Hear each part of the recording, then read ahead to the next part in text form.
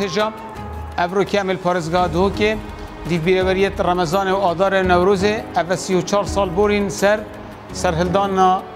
باجر دهو که دجی نظام صدام حسینی الچارده آذار سال 1990 که اف سرهلدان دست بکرشتی کچوا باجر که دیت کردا الکردستان عراقی سرهلدان کر اوراپرین کر دجی حکمت عراقی دجی ظلمه و ستمکاریه او چند سال بون ظلمه بون و نشان او دل خدا درخن جا وقت نظام صدام حسینی چه کویتی و ضعیف بوی و شیعه دست سرهلدان کری کرداش دست بکر شرانیا پنج هیوی دست بکر هبلی 11 هیوی دو که 14 دست بکر دو 14 آذار دست بکر و دیجی رابو نفر گل بانگس بده و بری بانگس بده بچی کاسار و خابتن آرپیچی دوزی سنتر و مراکز حکمتیت لشکریت امنی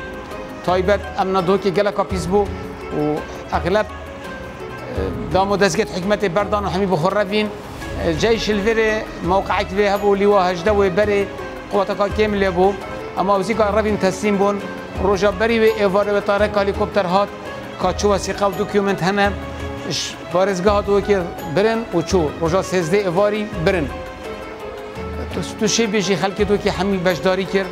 خرا یعنی دوی سرهلدان دا کرد راستی ملتی کرد یعنی درست ملتی افا کرد افتشت ملت شرکت و گل شرکت کس نشرکت مراكز حكمتي تشنهمون يعني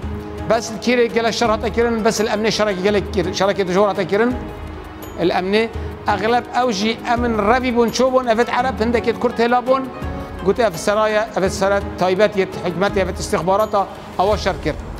حتى جماعتنا شو هندف فندق ابي بيجنا فندق جيان الويرين هذا هندف امني وبري ار بي جي دا امني وبري قافي مركز الشرطه مديريه الشرطه ساقط كير ومقر بعثيه ساقط يركو قلت فرع حزب البعث ويرات ساقط كيرن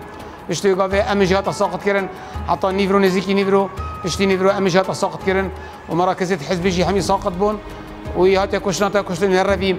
وقالك او قصف جيكر نزيكي خلك دوكي نزيكي حفتيه شهيد بون انت طوب طابتن اش موقع دوكي لواء المحلات كاتن جا قال عالم به شهيد بون وعندك جي شهيد بون الدري امني خوينا خورد ودا ملتي ازاد كان يعني افت هاتنا كشتن قالك شو هاتنا كشتن او كل اخوان الوري برحمه بنت سيداي ملا الشريف باناسوري دوسكي امامك مشهور دوكي بن ابو دنگ بو قلت بابو